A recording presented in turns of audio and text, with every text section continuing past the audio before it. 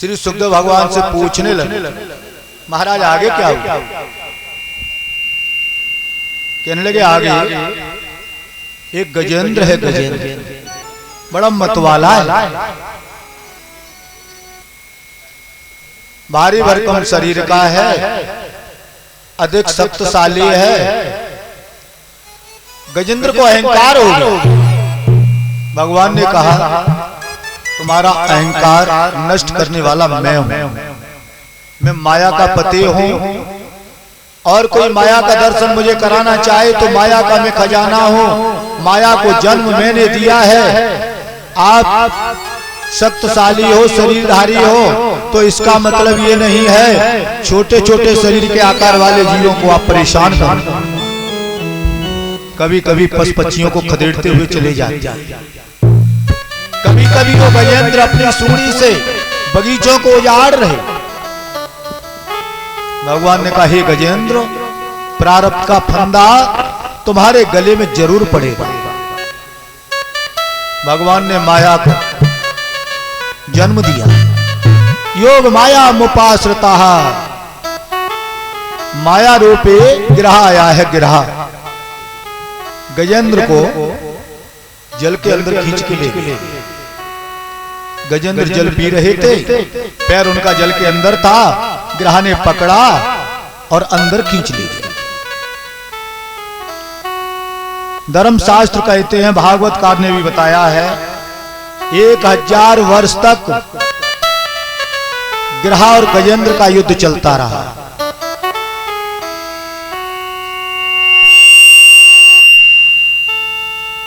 तब ताविस्तृतः पर्यकवत्रवि आसीत गिरवरो राजस्त्रकूट। क्षीर सागर में त्रिकूट नाम का पर्वत, उस पर्वत पर बड़े बड़े गंधर्व रहते हैं, पशु पक्षी जीव आत्मा, वही एक गजेंद्र रहता है। पशु पक्षी छोटे छोटे शरीर के आकार वाले बहुत परेशान हैरान हैं। इधर भगवान की माया गिरह बन के आई है और गजेंद्र को जल के अंदर खींच लिया। 1000 वर्ष तक महायुद्ध चलता रहा। कभी 100 वर्ष सूंडी रह जावे गजेंद्र के प्रेमियों, कभी गजेंद्र खींचे। 1000 वर्ष तक युद्ध चला। अंत में गजेंद्र पराजित हो गए। जितना बल था, शक्ति थे, सबकी सब क्षीण होती चली जा रही। गिरह ने ऐसा फंदा डाला है प्रारब्ध का, जो बेचारे गजेंद्र रो सोचने लगे। जब जब कोई परिस्थितियां खराब होती, आपत्ति आती है, तो भाई पत्नी प्रेमी इनकी परीक्षा हो जाती।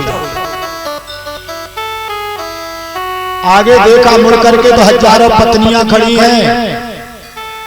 ये कौन है? हथिनी।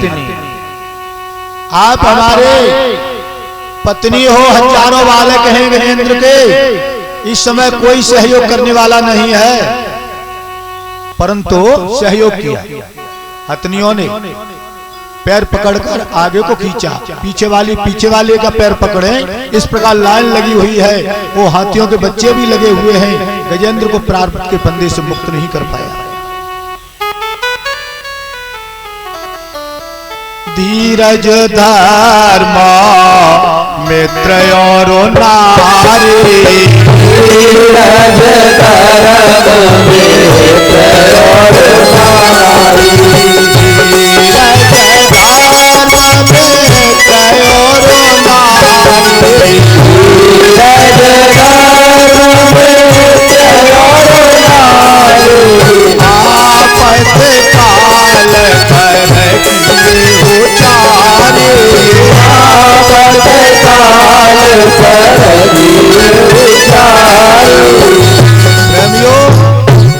आपत्ति के समय भाई के प्रेमी के पत्नी की परीक्षा हो जाती है। गजेंद्र ने कहा यह संसार शून्य हो चुका है। हे प्रभु, अनंत कोट ब्रह्मांड नायक, जगदीश जगत नियंता जगताधात लोकीनाथ, आपके अलावा संसार शून्य है। आवाज बढ़ाओ बेटा, कम हो जाती है, सब माइकों में आ जाती है।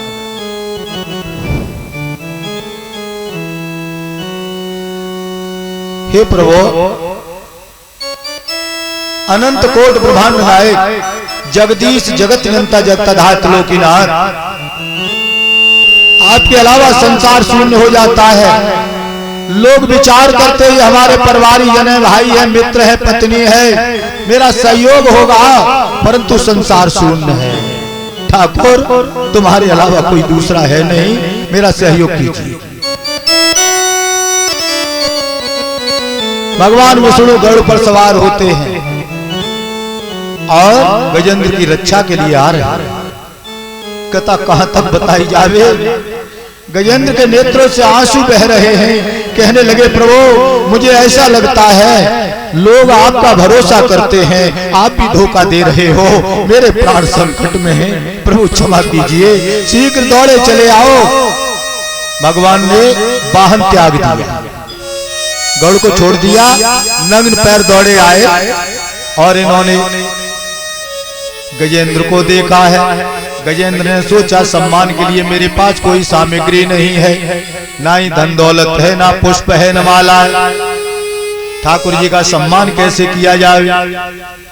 सामने एक गुलाब का पुष्प बहता हुआ जा रहा था, वो गजेंद्र ने सूंडी से खींचा और भगवान के चरणों में छोड़ दिया है। प्रभु जो कुछ मेरे पास पूजा की सामग्री है यही है, और ये भी आपकी दी हुई है प्रभु, न मालूम कहां से जल के अंदर बहता हुआ ये पुष्प आया है, मुझे क्षमा करना और इसी सम्मान को आप स्वीकार कर लें।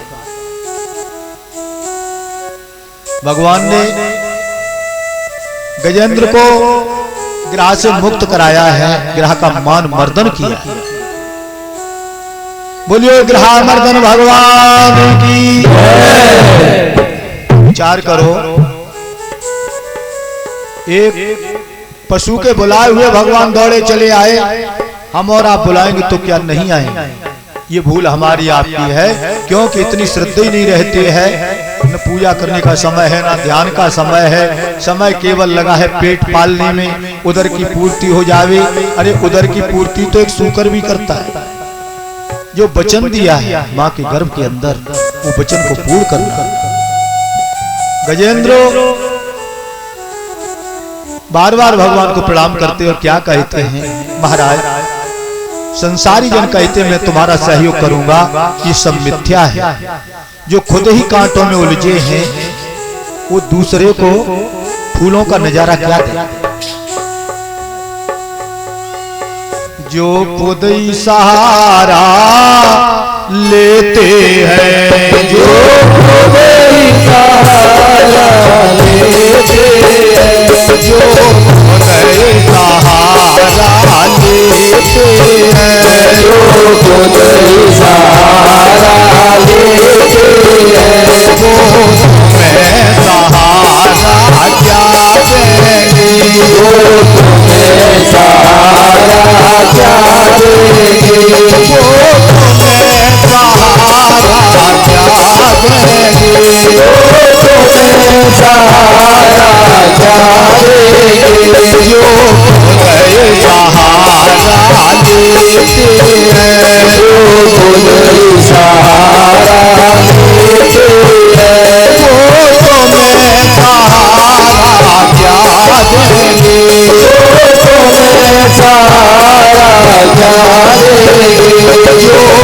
खुद दरिया में डूबे हैं, जो खुद दरिया में डूबे हैं, जो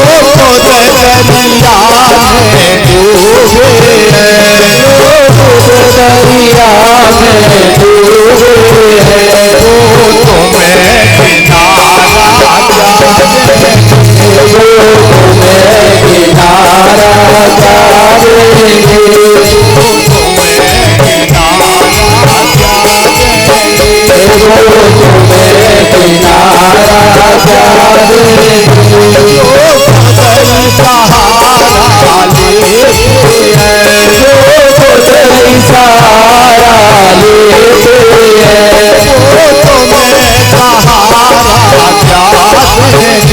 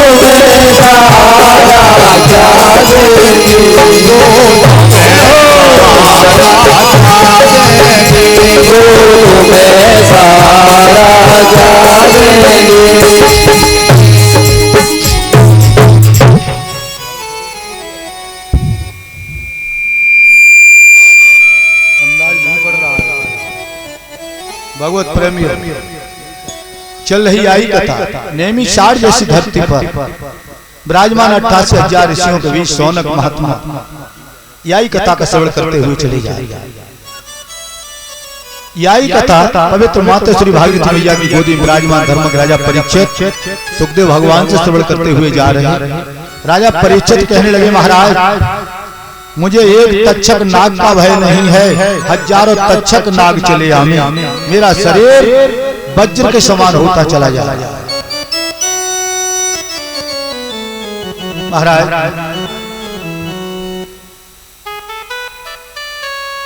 आगे क्या हुआ? कहने लगे जिस समय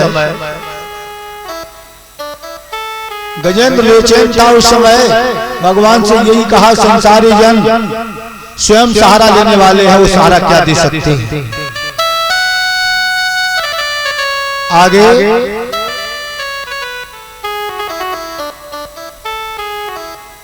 एक दिन प्रेमियों इंद्र देवता ऐरावत हाथी पर चढ़े चले आ रहे हैं।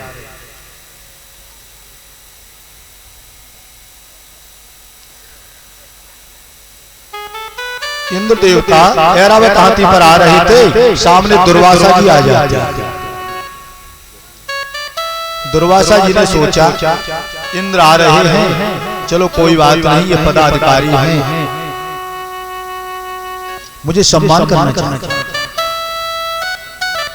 तो दुर्वासा जी ने हार डाला है इंद्र के गले।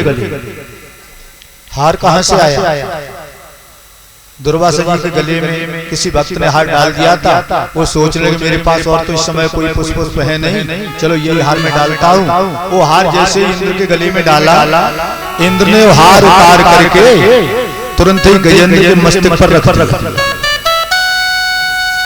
गजेंद्र हार का सम्मान क्या समझे, गजेंद्र ने सूंडी में लिया और पैरों से कुचल दिया। दुर्वासा जी को आप सब जानते ही हैं, बलि भाग प्राणों में वर्णन आया है।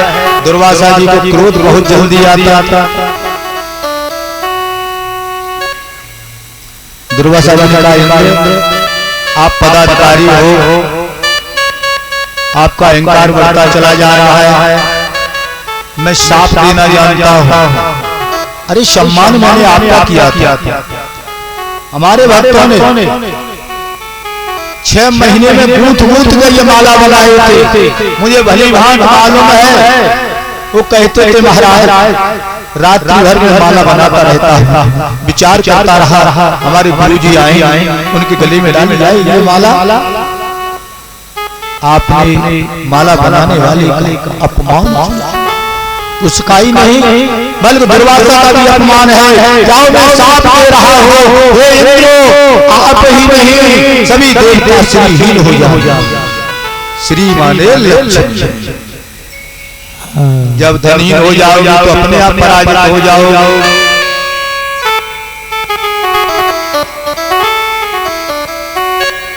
सब देवता श्रीहीन हो जाते हैं, दैत्यों से पराजित होते।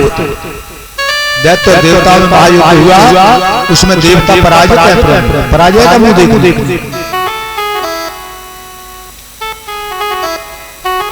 इंद्र वगैरह सूर्यचंद्र भगवान विष्णु के पास पहुंचे। महाराज ये अपमान कब तक बर्दाश्त करता रहो, मेरे बस से बाहर कोई उपाय सोचो।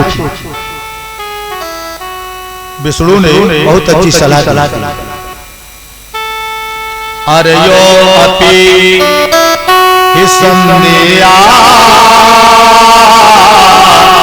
सती कार्यार्थ गौरवी अहिंसक पद देवा हर पदमय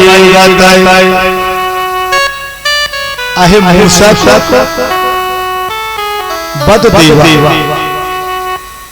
आप दैत्यों से प्रेम करो, प्रेम। इसके बाद मंद्राचल पर्वत उठाया जाएगा और वो पर्वत समुद्र के जल में छोड़ा जाएगा। बाष्पी नाग को बुलाया जाएगा, पर्वत की नीति होगी। प्रेमियों समुद्र मंथन होगा, वो समुद्र मंथन से जो रतन निकलेगा अमृत, वो देवता आपको पिलाएगा, आप अजर हो जाएंगे, आप विजयी हो जाएंगे, कोई मारने वाला पैदा नहीं होगा। और आपको संधि करनी है, संधि आए मूसक पद देवा। ये कैसे? देखो विष्णु भगवान की कितनी सुंदर नीति है। अहिमाने सर्प, मूसक माने चूहा।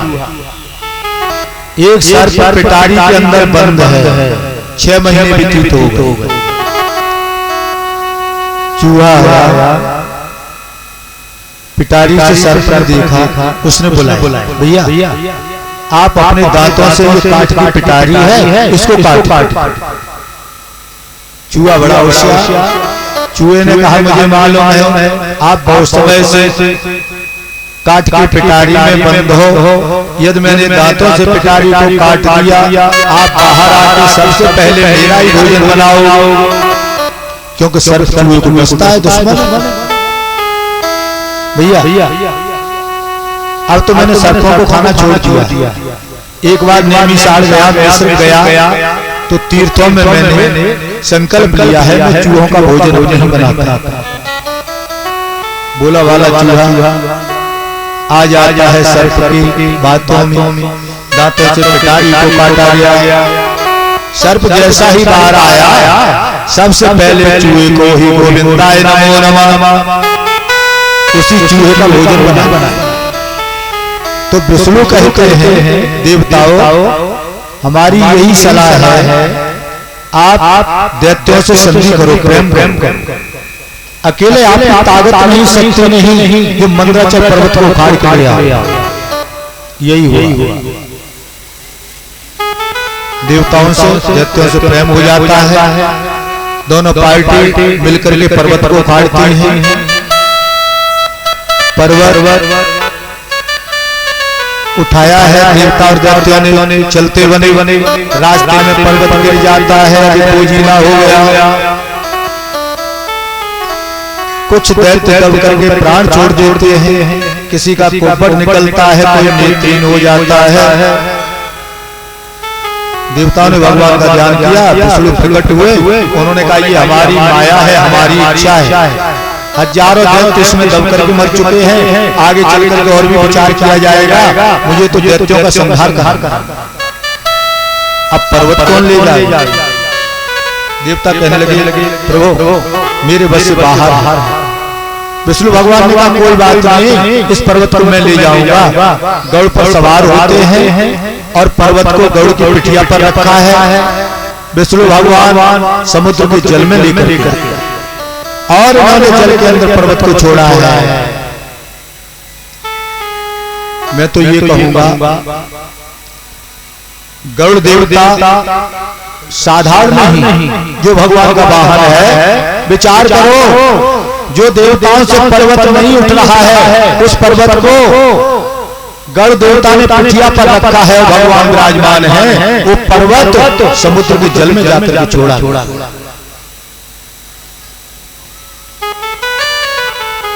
समुद्र मंथन आरंभ होता है। वासुकीनाथ को बुलाया गया, प्रेमियों समुद्र मंथन आरंभ हुआ। सबसे पहले हलाहल जहर निकला।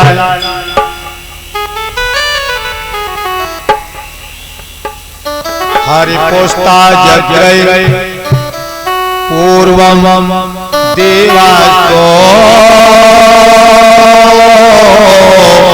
अबब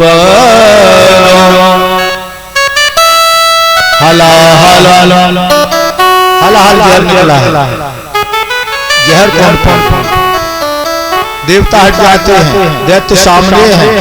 दैत्यों ने कहा मैं जहर नहीं पीऊंगा, मेरे लिए समुद्र मंथन ये जहर का नहीं हो रहा, मुझे अमृत चाहिए। उस समय विष्णु भगवान ने शंकर जी का ध्यान किया है, शंकर जी का पदार्पण हुआ है। उन्होंने हलाहल जहर ग्रहण कर लिया। धन्य प्रभु, जिस समय हलाहल जहर को इन्होंने जिब्या पर रखा, जिब्या से कंठ के नीचे उतारना चाहते थे, उसी समय विचार करने लगे मेरे प्रभु राम जी सरकार का निवास मेरे हृदय में है। यदि हलाहल जहर कंठ से नीचे उतर गया तो मेरे ठाकुर जी को बड़ा वेदना होगी, कष्ट होगा। हे अज्ञानाथ, मैं इस हलाहल जहर को कंठ से नीचे नहीं उतारूंगा, आपको वेदना नहीं होने दूंगा। भगवत प्रेमियों, भगवान शंकर ने हलाहल जहर कंठ में रख लिया। उसी समय से भगवान शंकर का एक नाम और पड़ा है, नीलकंठेश्वर भगवान। बोलियो नीलकंठेश्वर भगवान की, क्योंकि कंठ नीला पड़ जाए।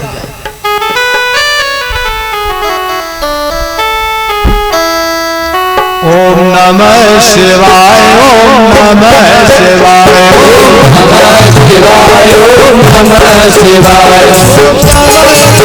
ओम नमः शिवाय, ओम नमः शिवाय, ओम नमः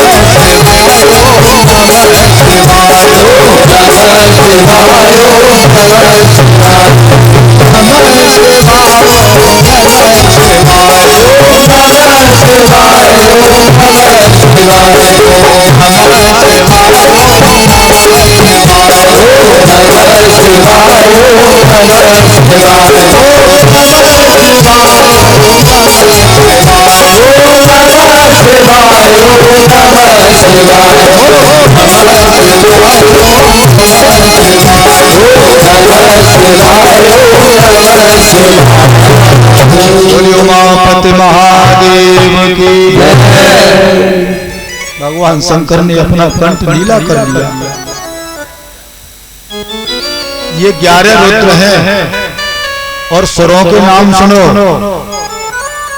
भगवान का नाम नीलकंठेश्वर, दूसरा नाम बटेश्वर, तीसरा नाम बौरेश्वर, चौथा नाम कुंडेश्वर, पांचवा नाम बनखंडेश्वर। प्रेमियों, जितने स्वर हैं ये रुद्र।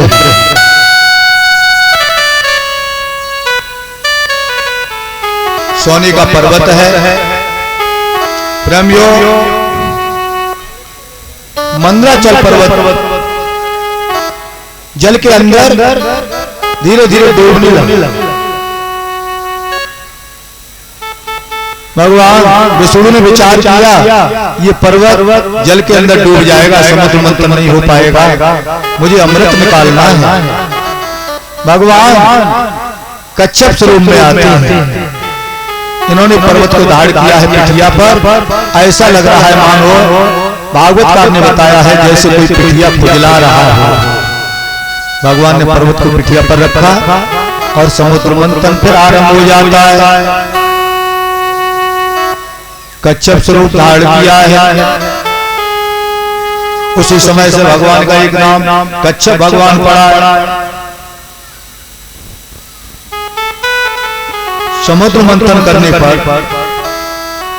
प्रेमियों कल्प वृक्ष निकला है, स्वर्ग में भेजा गया। कामधेनु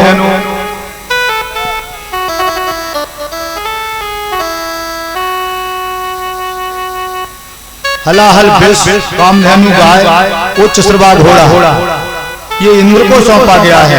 ऐरावत हाथी इंद्र को सौंपा गया। कौस्तुभ मणि ये भगवान को सौंपी जाती है। कल्प वृक्ष निकला है। अप्सराएं प्रकट हुई देवताओं को सौंपी जाने। आगे लक्ष्मी जी निकली है, भगवान विष्णु को सौंपी जाती है। आगे पुरुष प्रकट हुआ जिसकी लंबी भुजाएं। अमृता पूर्ण कलशम विभद्र बलियो भूषिता। अमृता पूर्ण कलशम, दिव्य पुरुष प्रकट हुआ है। एक हाथ में कलश लिए हुए है, उसमें अमृत है। अमृत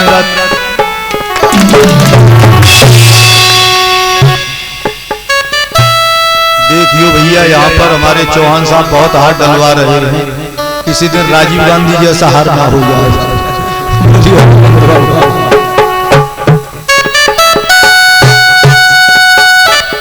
अमृता पूर्ण कलशम विभद्र बलयो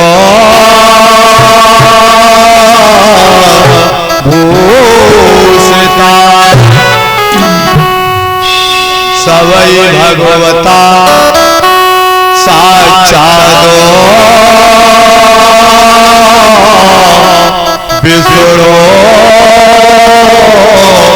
रसांत संभवा। साक्षात प्रेमियों ऐसा लगता है विष्णु का प्राकट्य हुआ है। भगवत प्रेमियों, उस कलश में है अमृत। अमृत किसको दिया जाए, किसको छोड़ा जाए? देवता बेचारे भोले भाले भाले रह जाते हैं। दैत्यों ने कलश छीन लिया। हाँ भाइयों ध्यान दो, देखो हमारे परीक्षित भी राजा हैं, रामवीर सिंह चौहान जी, आप इसे जानते। परीक्षित राजा है इस समय। इनके गले में भी हार डलवाया और कोई देवी रानी साहब के गले में डाल देना, ये नाराज हो जाएंगे। यहाँ तो कुछ नहीं, घर में दमा चौकड़ी खिलेगी दोनों लोगों को। आप हार डलवाते और मैं ऐसी बैठी रहती है, क्योंकि उनका भी पद रानी का है।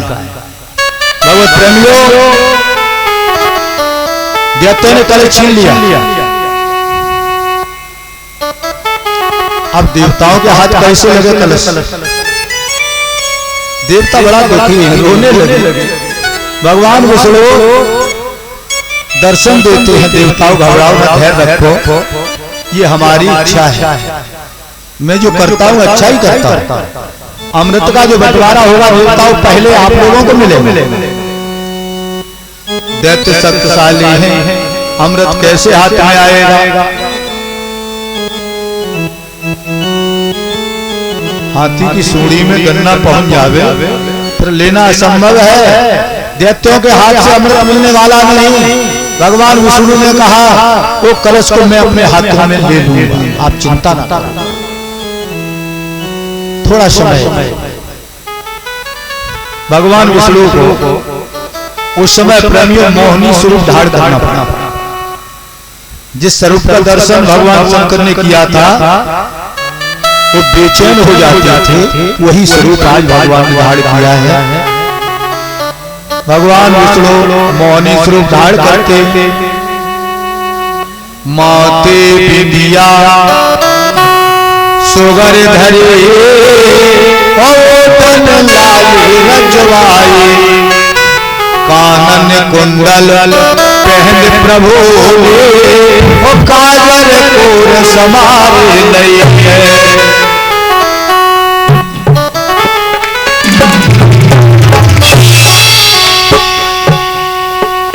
बोलियो गोविंद भगवान की जय।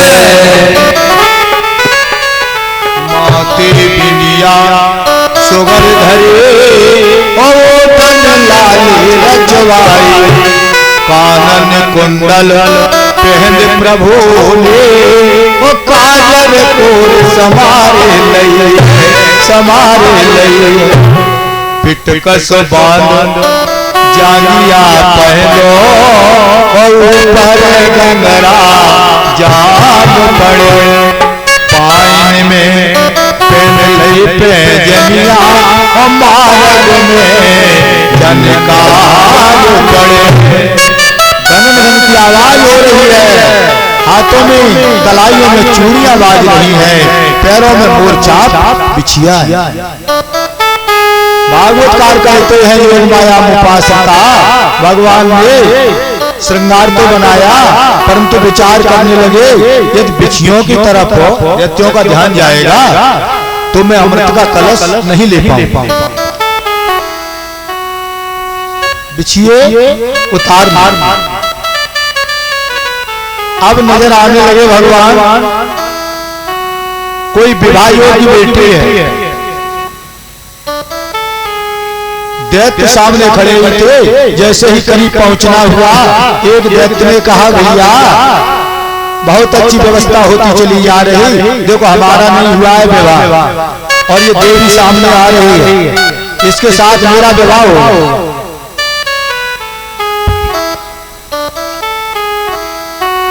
भगवान ने कहा चिंता न करो, आने दो करीब, तुम्हारा विवाह रोना रोना सब एक ही साथ हो जाएगा, आने दो करो। कहते बन के ये बात बहुत समझो, कहते बन के सुर सुरंग से उतर के आई धरातल पे। दैत्यों ने क्या कहा है देवी आप बहुत अच्छे, कितना सुंदर स्वरूप है आप रूपवती हो। कहते बन के सुर सुरंग से उतर के आई धरातल पे, के कमल की जाई कमलनी ओ पार तुम्हारो है जल पे, के गंधर्व नाग की कन्या ओ पालन करूं कहानो है।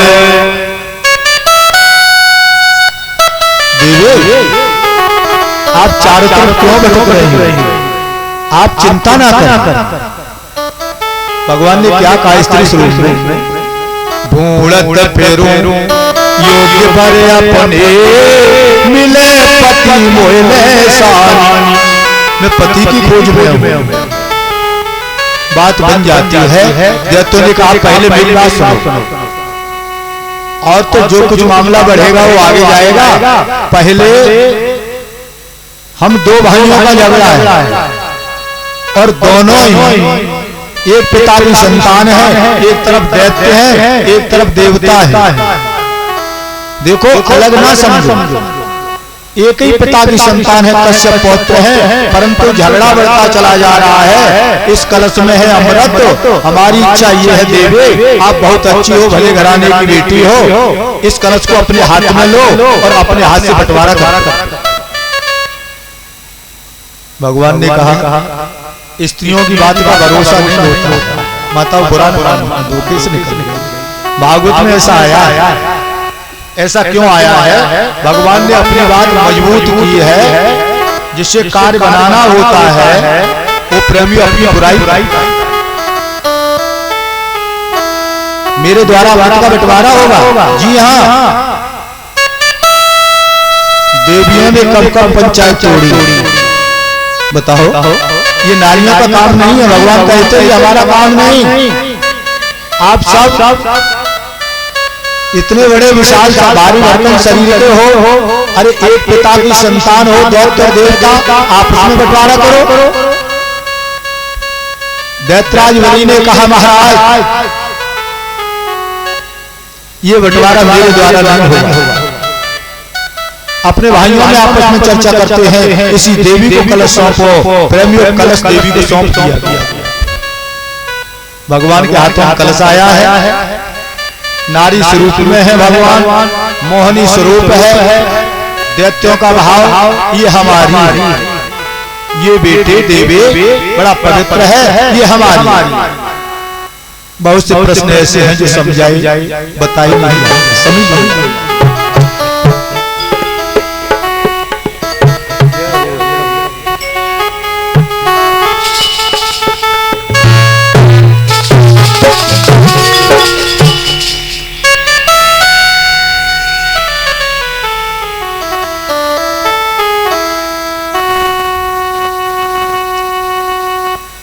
भगवान ने कहा देखो यदि मेरे द्वारा बंटवारा चाहते हो तो मेरा कहना तो मानना ही पड़ेगा। हाँ हाँ देवी, मैं एक बार फिर कहते हूँ, भगवान कहते क्योंकि स्त्री स्वरूप में है। कतयम विश्वासम पंडितो जातो कामिनी सो नयातिहा। जैसे पंडितों की बात का कोई भरोसा नहीं है। अरे एक विद्वान एक चौपाई के 1000 अर्थ करते हैं, न मालूम किस कर्म में टूट बदले। ऐसे स्त्रियों की बात का भी भरोसा नहीं है। देखो मैं निवेदन करता हूं कोई बुरा नहीं मानना, और यदि मानना भी तो परीक्षा कर लो। ज्यादा दूर की बात तो मुझे मालूम नहीं है, इसी इटावा की बात मालूम है। इटावा से कानपुर तक जो ट्रेनें चलती हैं उस बीच में 2 लेडीजें चलती, एक तो खत्म हो गई, समाप्त हो चुकी। एक है पुरुषों जैसे वस्त्र पहने, पुरुषों जैसे बाल हैं, आपके पास बैठ जाती है। महाराज जी खिसको खिसको जरा खिसको, आपको खिसकना ही पड़ेगा। एक बार मुकाबला हो गया, मैं बैठा था, वो दोनों देवियां आई, पुरुषों जैसे वस्त्र हैं। उन्होंने कहा बाबा जी आप क्या कर रहे हो? बैठे बैठे खड़े हो जाओ, मुझे बैठना। मैंने बड़ी ध्यान से देखा, मैंने कहा मुझे हटा के आप बैठो। क्या कह रहे हो? बैठोगी? आप मुझे जानते हो? मैंने समझ लिया ये बेटियां हैं। कुछ मुझे ऐसा संकेत हुआ, किसको बाबा जी किसको? कथा कहां तक बताई जा रहे? मैं खड़ा हो गया। मैंने कहा देवी मेरे पास कुछ नहीं है, थैला है और इसमें है पुराण। पंडित के प्राण पुराण में होते हैं, यदि आप चाहो पुराण तो ले लो, और तो मेरे पास कुछ है नहीं। और गरीब भाई के तरफ ध्यान देना, किसी गरीब को न लूटो, बेचारा बर्बाद हो। महाराज जी हम जानिए कहना किसी से नहीं, आप मुझे पहचानते हो। मैंने कहा भली बात जानता हूं, मैं इटावा का रहने वाला। आगे बढ़ के गई दूसरे डिब्बे में प्रेमियों जैसी पहुंची, एक बुजुर्ग बाबा बैठे थे, वो कानपुर जा रहे थे, अपने बच्चों के पास पैसा लेके प्लॉट लेना था। उन्होंने 2 मिनट नहीं हुई काम तमाम काम। पता चला डिब्बे में बहुत ज्यादा ऊधम होने लगा। मैं आगे बढ़ के देखता हूँ, मैंने कहा बाबा जी आपके पास दो बालक आए थे? हाँ, दो बालक मेरे पास बैठे हैं और पता नहीं चला जेब किधर चली गई, काटे गई। वही दोनों बेटी, एक तो बेटी सुंदरपुर में फेंकी गई, वो जेब काट रही थी, वहां के लोगों ने तुरंत ही निकाल के फेंक दिया।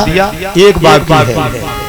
तो प्रेमियों में कह रहा था भगवान क्या कहते, स्त्रियों की बात का कोई भरोसा नहीं है, मेरे द्वारा बंटवारा नहीं होगा।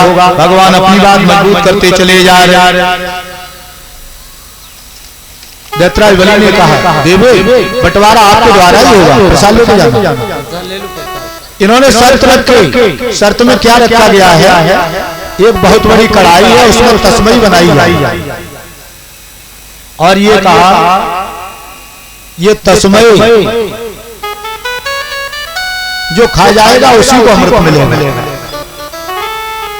बड़े बड़े दो पात्र, बड़े बड़े पात्र मंगवाए, हर दैत्य के हाथों में बांधे गए बड़े बड़े चमचे। कहने लगे भगवान स्त्री स्वरूप में देखो आप लोग दैत्य अधिक भोजन चाहिए, छोटी चम्मच से यदि आपको दिया गया तो उधर नहीं भरेगा, उधर पूर्ति नहीं होगी। और ये हमारी शर्त भी है। दैत्यों ने कहा देवे यही शर्त देवताओं के साथ होगी। जी हाँ, बड़े बड़े पात्रों में तस्मई भरे, जैसे मुखार बिंदु की तरफ वो पात्र मोड़ा जाता है, सिर के ऊपर निकल जाता है, क्योंकि हाथों से पात्र बंधा है, मुड़ता है नहीं। एक भी दैत्य ने तस्मई नहीं खा पाया। यही शर्त देवताओं के साथ है। देवता ने भगवान विष्णु के मुखार बिंदु की तरफ देखा, उन्होंने कहा अगेन देवता आप क्या देख रहे हो? ये इंद्र आप क्या देख रहे हो? अरे इंद्र वरुण को खिलाए, वरुण इंद्र को खिलाए, अग्नि वायु को, वायु अग्नि को, आप इसमें एक दूसरे को तस्मई खिलाओ। यही हुआ, देवताओं ने तस्मई खाई, दैत्य पराजित है। भगवान ने कहा फिर भी आप घबराना नहीं, देखो अमृत आपको भी मिलेगा। अब इतनी बात जरूर है, पहला नंबर देवताओं का है, उसके बाद आपको मिलेगा। अरे बंटवारा तो मैं करती हूँ, आप क्यों चिंता करती हो? आपको भी मिलेगा। पंक्ति में बिठा दिए गए देवता। उसमें जो राहु नाम का दैत्य था, बड़ा होशियार था, उसने सोचा न मालूम बाद में अमृत रहा या न रहा, सूर्य और चंद्र के बीच में बैठ जाता। जो चतुर्भक्त होते हैं भोजन भंडारी में जाते हैं, तो जिसके अनुष्ठान है, जहाँ रसोई है, जहाँ से भोजन निकलता है, लड्डू पूड़ी जलेबी या मालपुआ, तो चतुर्लोक बिल्कुल किनारे से बैठ और ये माल निकलेगा तो यहीं से। और जैसा ही पड़ोस में आए उन्होंने कमीज खींच दी, कुर्ता खींचा, रहे पहले याद रखो बाद में जाना पीछे। सोचते घोड़ा के बीचों बात बाद माल रहा न रहा। तो राहु नाम का दैत्य होशियार था, वो बैठ जाता है। भगवान मोहिनी स्वरूप में, स्त्री स्वरूप में अमृत का बंटवारा करते हुए चले जा रहे हैं। राहु अंजलि बढ़ाते हैं, उन्होंने भी अमृत पी लिया है। सूर्य चंद्र जान जाते हैं। इन्होंने कहा महाराज आप स्त्री स्वरूप में हो तो आपकी बुद्धि भी स्त्री हो जाती है। अरे देवियों जैसी आपकी बुद्धि भी बनी, पहचानो ये कौन है? चक्र सुदर्शन को दिया क्या माया दैयो बढ़ाई है, अब माया रच दई हरि ने और दीनों से उड़ाई है, अब माया रच दई कन्हैया और लीला दैयो बढ़ाई है। चक्र शोषण के द्वारा राहु नाम के दैत्य का सिर उतारा गया, पर अमृत पी चुका था, वो तो अजरमर हो गया।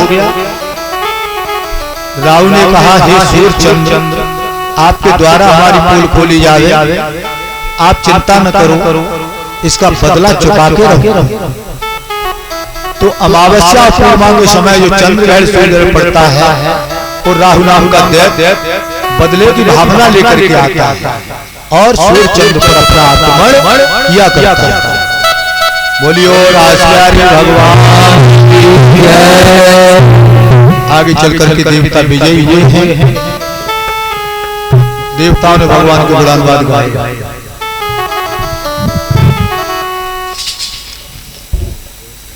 मेरी बन जाए गोविंद गुण गाए,